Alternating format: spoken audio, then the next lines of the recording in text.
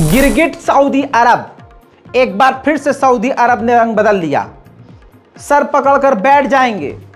दोस्तों, इतनी गंदी राजनीति कौन कर सकता है? मोहम्मद बिन सलमान कर रहे हैं भाई साहब। मोहम्मद बिन सलमान कभी इजराइल को धमकी देते हैं, कभी इजिप्ट के साथ मिलकर धमकी देते हैं, कभी ईरान से बात करते हैं और कभी एकदम से मुसलमानों की उम्मीद बन जाते हैं। तभी जब मुसलमान इन पर यकीन करने लगते हैं कि चलो कुछ तो बोला सऊदी अरब, उसी वक्त धोखा भी दे देते हैं। क्या हुआ है, कैसे हुआ है, इस रिपोर्ट में आपको बताने वाला हूं। अगर आप हमारे चैनल पर नए हैं रज़ाग्राफी पर, तो जल्दी से सबसे पहले चैनल को सब्सक्राइब कीजिए, ताकि जब अगला रिपोर्ट आए, अगली अपडेट आए, अगली खबर आए, तो आपको स्क्रीन पर ही नोटिफिकेशन मिल जाए, मैसेज मिल जाए। ठीक दोस्तों, आपको बता दूं कि मोहम्मद बिन सलमान से मुलाकात करने के लिए अमेरिका की एक डेलीगेशन आई थी। मैं आपको 2 दिन पहले की रिपोर्ट में बता चुका हूं। और लगातार बाइडन के करीबी एक्सपर्ट भी पहुंच रहे थे, सलाहकार भी पहुंच रहे थे मोहम्मद बिन सलमान से मिलने के लिए। और तो और जो अमेरिका के विदेश मंत्री हैं, वो भी 2-2 मरतबा मोहम्मद बिन सलमान से मिलने गए इसी हफ्ते, इसी जंग के दौरान। अब उसका रिजल्ट आ गया है सामने। मैंने कहा था ना, खिचड़ी पक रही है।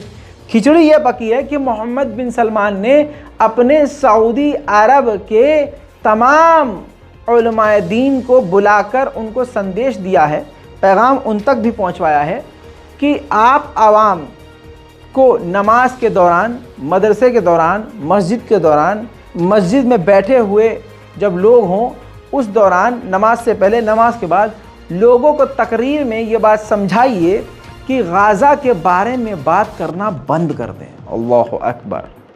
गाज़ा के बारे में बात करना बंद कर दें। किसने कहा? मोहम्मद बिन सलमान ने कहा। किसको आदेश दिया? ये तमाम वहाँ जो मौलवी हैं, मुफ्ती हैं, उनको कहा कि उन लोगों को, अरबियों को बोलिए कि आप नहीं समझते इस मामले को, ये पॉलिटिकल मामला है, नेताओं के बीच का मामला है, 2 देश के बीच का मामला है। आप बस अपने नेता यानी सऊदी अरब के नेताओं को समर्थन कीजिए। मोहम्मद बिन सलमान जो आपके लिए हैं, उनकी रज़ा में आप राज़ी रहिए। जो वो कहें, आपको समझना है कि ये जो कर रहे होंगे सही कर रहे होंगे। जी हाँ, वो स्टेटमेंट आपको सुनाऊंगा मौलवी साहब का और तमाम इमामों ने, क्योंकि भाई अपना सर तो कोई नहीं चाहेगा कि अलग हो जाए, या मोहम्मद बिन सलमान तहखाने में डलवा दें, या कोड़े पड़वा कर मरवा दें। ऐसा कुछ नहीं हो सकता ना। तो अब बेचारे सऊदी अरब के मौलवी क्या करेंगे? मजबूर हैं दोस्तों। मोहम्मद बिन सलमान के इशारे पर वहाँ के लोगों से कहा जा रहा है कि गाज़ा के जो लोग हैं, भूल जाओ उन्हें और इस मुद्दे पर बात ही मत करो, लिखना बंद कर दो, बोलना बंद कर दो। ये उनका मैटर, वो खुद देखेंगे। इतनी बड़ी बात हो गई दोस्तों। आइए, इससे पहले मैं आगे बढ़ूं, ये इमाम जो अब आप देखेंगे, ये वही सऊदी अरब के क्राउन प्रिंस मोहम्मद बिन सलमान के इशारे पर लोगों को कह रहे हैं कि गाज़ा के बारे में बात करना बंद करो। فكن مع ولاة أمورك هم أدرى منك بهذه المجريات وبواعثها وأسبابها وأحوالها وغوائلها ونتائجها. لا تثلب عليهم، لا تفتات عليهم بكثرة التحليلات والاستنتاجات حتى كأنك عند نفسك عذيقها المجرب وأنت بزقة ما عندك شيء.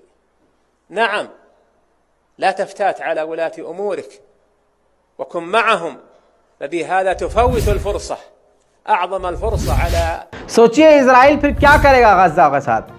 गाज़ा के मौत के मुंह में गए लोग हाथ उठा उठाकर अरब को पुकार रहे हैं, आले सऊद को पुकार रहे हैं, तमाम अरब को पुकार रहे हैं। और अरबियों का जो बाप बनता है, वो अपने लोगों को कह रहा है चुप। दोस्तों, उधर चाइना के विदेश मंत्री ने साफ तौर से कहा है कि फिलिस्तीन के लोगों को स्टेट का अधिकार है, उनको जीने का अधिकार है, उनका मानव अधिकार है, उनकी ज़मीन पर उनका अधिकार है, उनको मिलनी चाहिए। फिलिस्तीन पर लगभग 95% कब्जा कर चुका है इजराइल। ये पूरा का पूरा फिलिस्तीन है, जो हरे रंग का आपको पार्ट दिख रहा है, इस पर इजराइल का कब्जा है।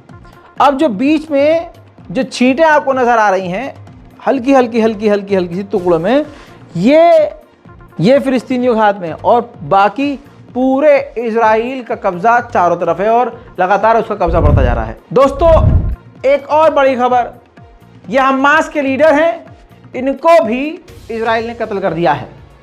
अगली तस्वीर आपकी स्क्रीन पर, ये देखिए, यूएन के ट्रक भी बॉर्डर पर खड़े हुए हैं, इजिप्ट के बॉर्डर पर, रफा बॉर्डर पर, इंतजार कर रहे हैं कि इजराइल हरी झंडी दे तो यूएन की ये गाड़ियां और अफसर गजा में पहुंचे। वहीं ब्रिटेन के प्रधानमंत्री ऋषि सुनक ने कहा है कि हम गाजा को $24 मिलियन और मदद देंगे, एड देंगे। फ्रांस का शैतान राष्ट्रपति इमैनुअल मैक्रोन पहुंचने वाला है इजराइल, और किस मुद्दे पर बात करनी है ये पहले ही उस देश को बताया जाता है, ये रूल है।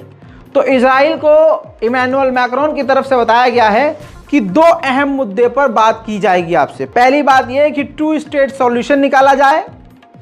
वाह इमैनुअल मैक्रोन, आज तो कमाल कर दिया, लेकिन तुम हो गिरगिट, तुम पर भरोसा भी नहीं है। तो पहला मुद्दा यह है कि फिलिस्तीन के लिए 2 स्टेट सॉल्यूशन का हल निकाला जाए। दूसरा इमैनुअल मैक्रोन का मुद्दा यह होगा कि इजराइल गैर कानूनी तरीके से सेटलमेंट बढ़ा रहा है, मुसलमानों के, अरबियों के, फिलिस्तीनियों घरों पर कब्जा लगातार बढ़ा रहा है, उसको तुरंत रोकने को कहा जाएगा। अगर सच में इमैनुअल मैक्रोन ये कर देते हैं और ऐसी बात करते हैं और सही रास्ते पर रहते हैं, इंसानियत के नाते अगर हक बोलते हैं, तो आज पूरी दुनिया में उनके खिलाफ जो नफरत है ना, वो मोहब्बत में तब्दील हो जाएगी।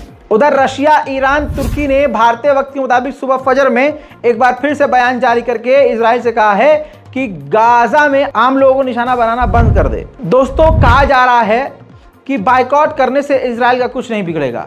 यकीन कीजिए, खुदा की कसम, इतना बिगड़ेगा कि इतना जंग में उसका ना बिगड़े। तस्वीर देख लीजिए, कुछ ब्रांड्स हैं, आपको दिखा रहा हूं, जिसमें सबसे पहले नंबर पे मैं आपको बता चुका हूं पहले ही कि मैकडोनल्ड है। मैकडोनल्ड का आपको हर तरह से बाइकआउट करना है, रेटिंग इसकी 0 रखनी है। HP, पिज़्ज़ा हट, जो आप इस्तेमाल करते हैं उनका बता रहा हूं, साइमंस, Domino's pizza, Papa John's, Burger King. देखिए, बर्गर किंग भारत में बहुत चलता है, डोमिनोज बहुत चलता है, मैकडोनल्ड बहुत चलता है, पूमा बहुत चलता है, एक्सा, सोडा स्ट्रीम, कैरीफोर, ये तमाम, खासकर ये जो मैं आपको दिखा रहा हूं ये ब्रांड, इनको आज से ही पूरी तरह से फेंक दीजिए, किनारे कर दीजिए। उधर दोस्तों, सुबह सुबह जब हल्का हल्का उजाला हुआ तो तस्वीर ये सामने आई कि गाजा के अंदर जो मदद जा रही है, एक एक डब्बे को खोलकर इजराइल की मिलिट्री चेक कर रही है, तब अंदर मदद जा रही है।